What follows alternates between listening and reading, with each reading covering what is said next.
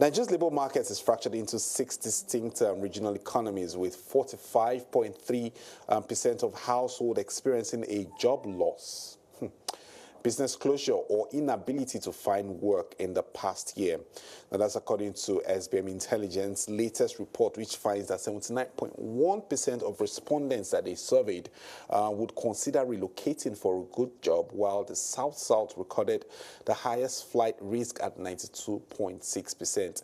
With me is Ikemesit Effiong, Managing Partner at SBM Intelligence, to discuss this. Thank you so much for your time, Ikemesit. Thank you. We can't have enough of this conversation looking at the fact that the unemployment situation here in the country is quite alarming. But of interest is the fact that we're seeing a mismatch in the jobs in demand and the skills in demand.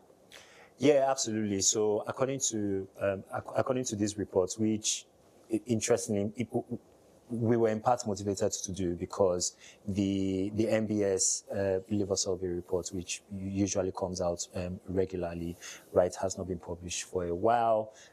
Nigerians are interested in jobs in technology, in agriculture, in healthcare, in manufacturing, and all of those areas, except maybe for technology. And in that case, you have to go through sort of like a minor sectorial breakout, whether you're talking about fintech or health tech or agri-tech or the likes.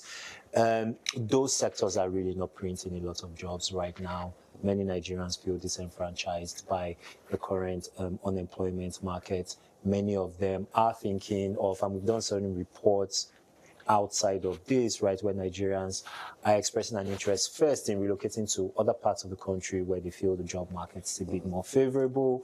And then obviously we've got the external immigration situation as well. So I think all of this, just what we tried to do with the report and what was clear from putting it together was that Nigeria's employment situation, the obvious skills gap, and then the demand, the demand and supply mismatch in the unemployment market is feeding a lot of those anxieties about the wider economy and is causing Nigerians to vote with their feet. Interesting. And then the report finds that 45.3% of Nigerian households experience job loss, business closure, or inability to find work in the past years. The main drivers behind this widespread economic shock, I mean, it's a no-brainer, but let's look at how much this has eaten deep into the youthful population, the ages between 18 to 29, and looking at where Nigeria stands in Africa's surge to having a youthful population by 2030. Yeah, so, I mean, first is what's saying that 18 to 29, right, and the demographic just above it represents the most significant flight risk. And obviously, when more than half of your young population, right, essentially want to vote with their feet, that's not a very good long-term macroeconomic trend. The thing with 45% of Nigerian households basically saying that experiencing supply shock, I think is a useful counterpoint to all of the other data points that we've been seeing around how Nigeria's macroeconomic condition, right, has generally improved. Inflation trending downwards, GDP, inching into growth territory at a somewhat steady clip as it well. FX reserves looking good. Debt a bit wonky, especially on the servicing side, but the debt to GDP ratio is actually not alarming by any stretch of the divide. So the current administration may have important conversation. Oh, the new one that came last week about the number of dollar millionaires in Nigeria increasing, right? Yeah. So the government may have some very useful data points to hold on to say it's a common economic reform agenda, right? It's working. But the counterpoints are counterpoints like this where most of your young people want to leave.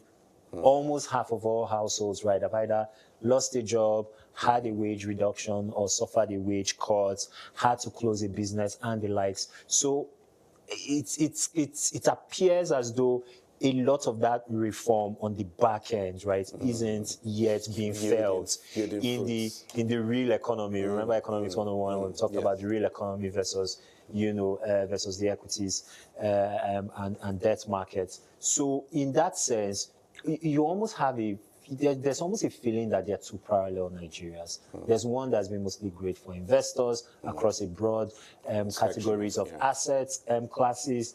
And then there is the other economy where the vast majority of Nigerians live in And that is telling a very different story. And I think that story is worth highlighting, especially as we're looking out at elections 6 or 7 months out. I mean, I wish we had enough time to have this conversation. We just have broadly like 3 minutes to do. But one area that interests me is 4 in 5 respondents are ready to relocate. It now beats me to wonder why we're not in our hometowns, looking for looking for jobs. But let's look at that data point and what it means for regional economic growth.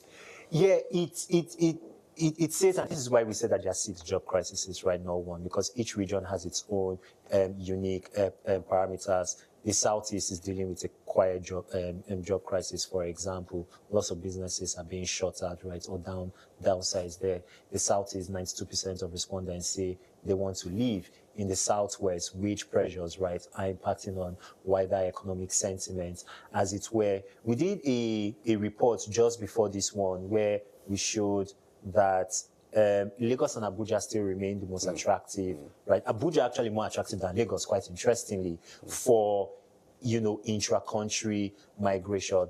But practically everywhere except the North Central geopolitical zone, everyone wants to move. Everyone wants to look for jobs. Yes. And so there's something to be said around an economic strategy that prioritizes regional cluster-focused economic developments. We've got to make the Aba-Port Harcourt, the Onitsha, Awka, Asaba corridors, the Kano, Kaduna, Abuja corridors, a little bit more attractive for investors. A lot of investors, both domestic but particularly foreign, only really have Lagos and Abuja on their agenda. And that's kind of because we've set up the economy to make Lagos and Abuja practically the only games in town. And especially with Lagos is dealing with those infrastructural pressures, cost of living pressures with respect to even basic things like the provision of basic services. Lagos's solution in part lies with better policy setting here, but also with growth happening in other parts of Nigeria so that not everyone feels they have to come here or they have to go to Abuja. All right, lastly, in 1 minute, let's look at the recommendations that this report gives in terms of cross-zonal economic corridors, like you rightly mentioned, but I'm sure there are other recommendations that are in this report. Yeah, so prioritizing digital skills acquisition, that was in 5 out of the 6 geopolitical zones, respondents said that was their key demand. So there has to be a strategy, and I know that the Federal Ministry of Communications and Digital Economy has been doing some work in that sense. MMT. Exactly, amongst other efforts, right, on the part of governments, right. But we need to see state governments pull their weight. We need to see more cross incentives in terms of tax breaks for example, employers that prioritize hiring outside of Lagos and Abuja, right, and they're able to verifiably show that a lot of those hires are in digital and technologically related or technologically heavy sectors. That will be very critical and very important. Oh, well, I hope when the time is right, we'll go and obviously get jobs in our respective villages. Well, I'm in my hometown this week. I don't know about you. We'll keep that on mind. Mine is here, and I will keep it here for now. Thank you so much for your time, Ikemesit. That was Ikemesit Effiong, Managing Partner at SBM Intelligence.